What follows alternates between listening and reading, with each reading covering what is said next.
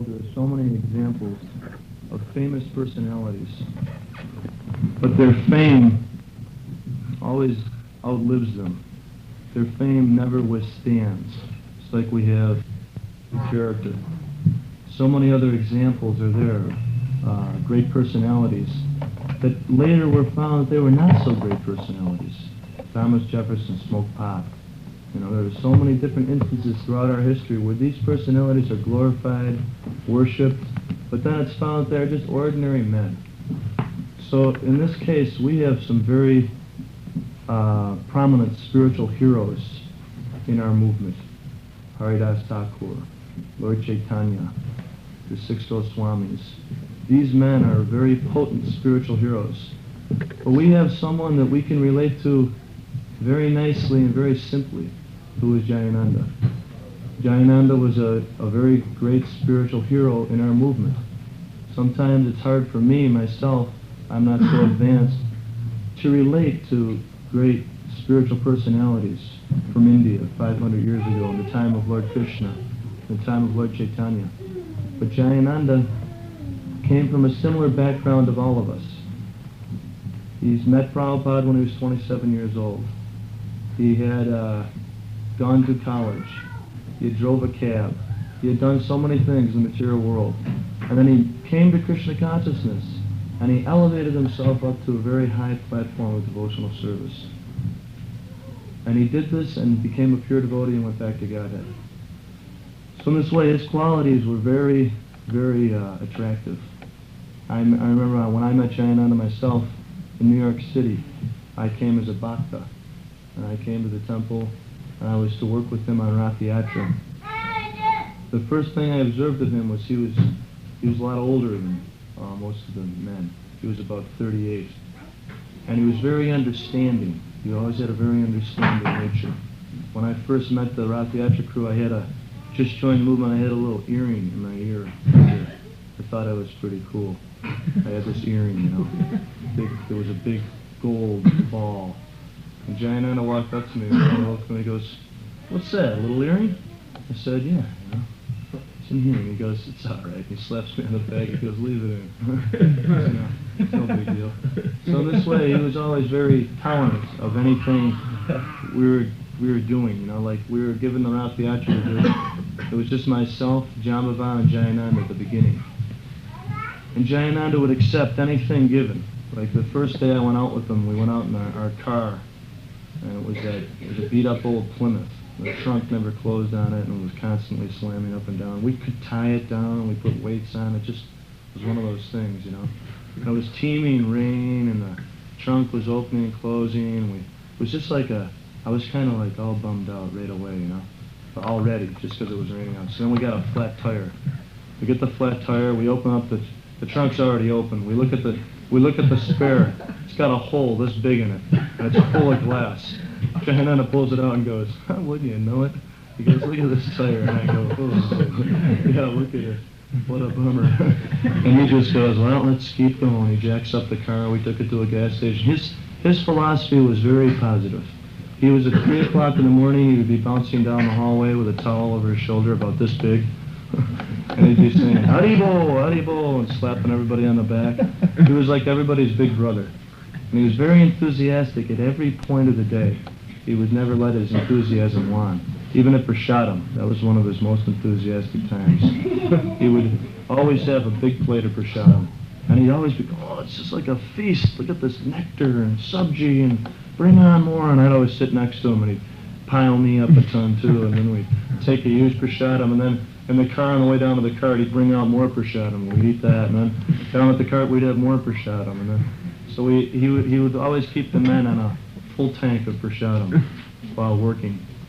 And his nature was very conducive to devotional service. He would accept anything given in devotional service. Any facility that was there, he was willing to use. It's like one time, Jambavan was recalling to me how Jayananda went into the shower. And he was from a gritty day, all this dirt on him, you know, and there was no soap. And Jambavan was saying, "There's no soap, Jayananda." And he goes, "No soap? Oh, wow." So he picked up this can of Comet. I think this stuff will do pretty good. And he started scrubbing himself down. He said, geez, gentlemen, I think this has got some kind of special abrasive quality. One swoop and the dirt just goes right away. I should use this all the time. So in all these different instances, he was willing to accept, you know, whatever was given. Like at the carts, we were sleeping on the train tracks. We took a shower at the hose. And he was willing to relate to every personality. And he was also willing to do any job. It's like in San Francisco. He was a much older devotee than anyone else, but he was still doing the garbage run, just because no one else would do it. And he was one time preparing the garbage run with Sachadev.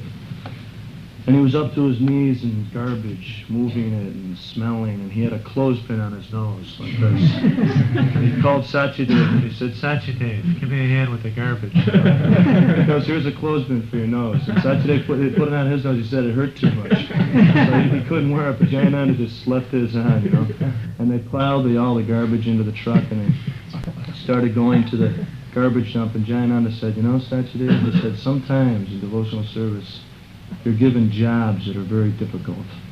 Sometimes you think you're an older man, you shouldn't have to do things like this, but he goes, you know, I don't care what my mind tells me, I'm just going to keep on serving Prabhupada. He said, my mind comes up with all sorts of things, he goes, but I don't care what it says, I'm just going to keep on going. And this, we could see this in every instant in Jayananda's life. He was always like that. When I lived with him at the Rath Yatra site, he was always like that. He just, no matter what was happening, just like there was this one story, the culmination of the Rath Yatra in New York. We worked for 3 months, and we were finally raising the dome on Lord Balaram's cart. The dome was 60 feet high, and we were right on the Hudson River.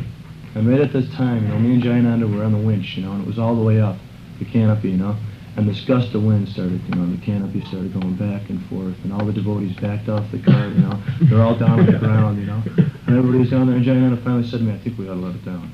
And I said, yeah, let's let it down, you know. So we just got to let it down. The whole thing just snapped right in half. It blew right off the cart.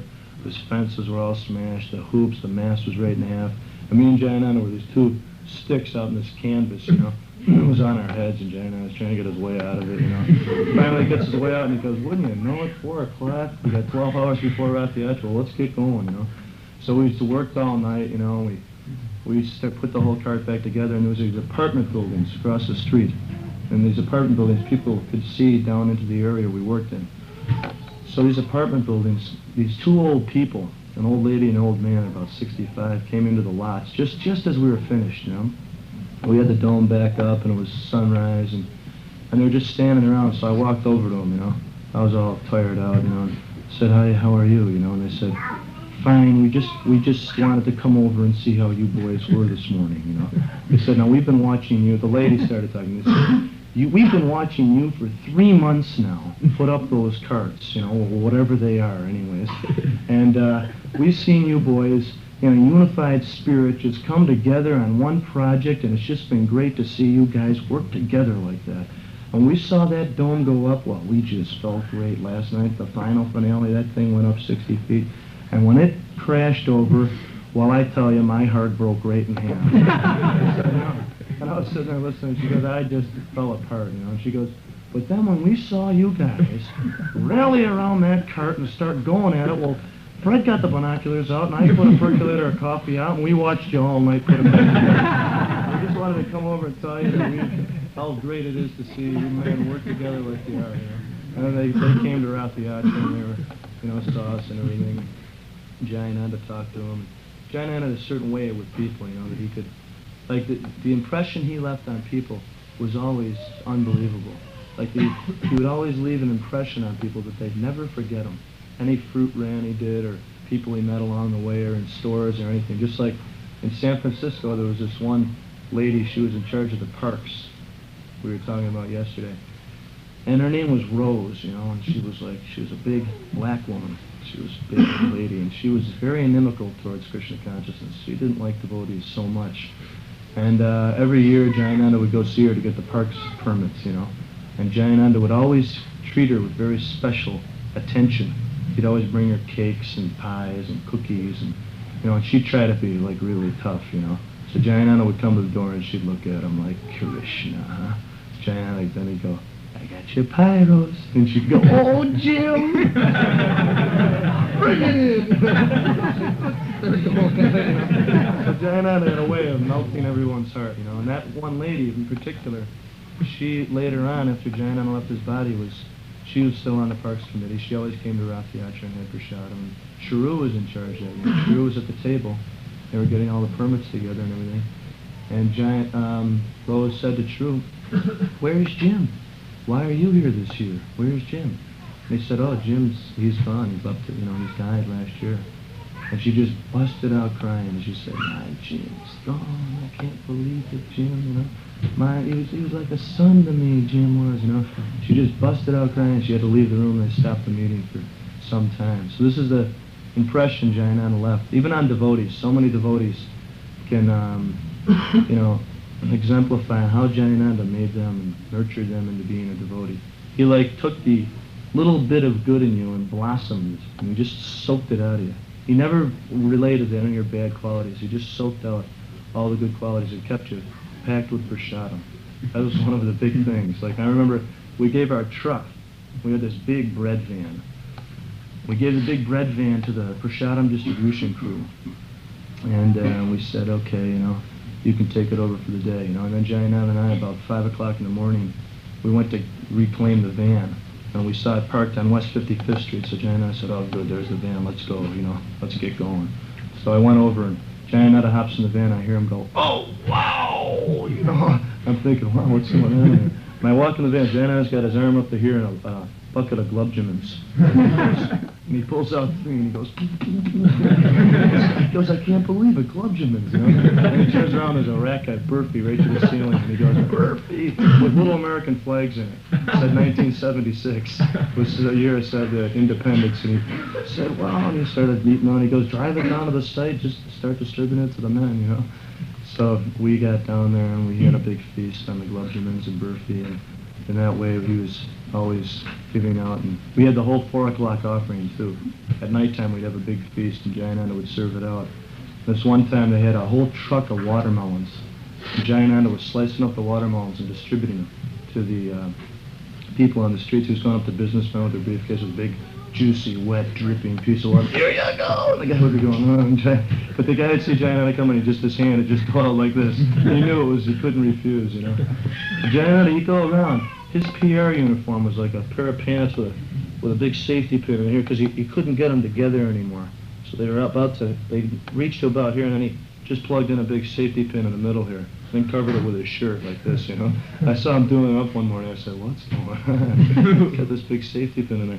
And then he had a shirt that was always, you know, grubbed up from work. Like Jayananda always used to say to me, he used to go up to me and go, is my face dirty? I just washed it, you know, is it dirty? I go, well, it's pretty dirty. And he'd go, okay. And he'd go in there and scrub it up again. He goes, it's still dirty? I go, well, Jan, it's pretty dirty. And he'd go, oh, what can you do? You know, let's get going, you know.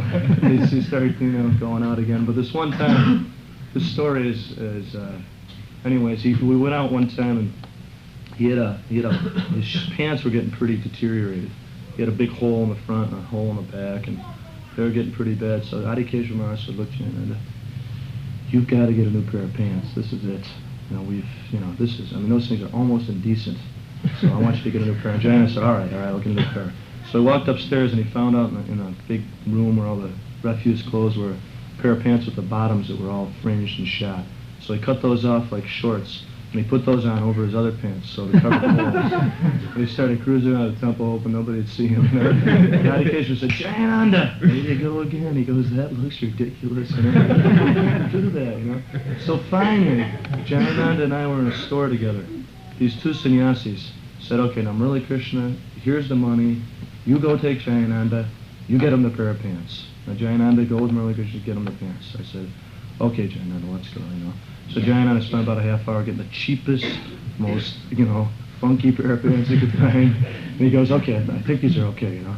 And he goes, okay. And then we get in line. I said, Jayananda, there's some flip-flops over there, those little tongs for about 80 cents. And he had one that was about this big on his foot. It only went about halfway up. It was red. And he had another real big one with a hole in the bottom that was brown. And he wore those for months. I said, Jayananda, why don't we get a new pair? They're only 80 cents. He goes, it's a new pair of thongs. He goes, hey, I got another month in these things, you know.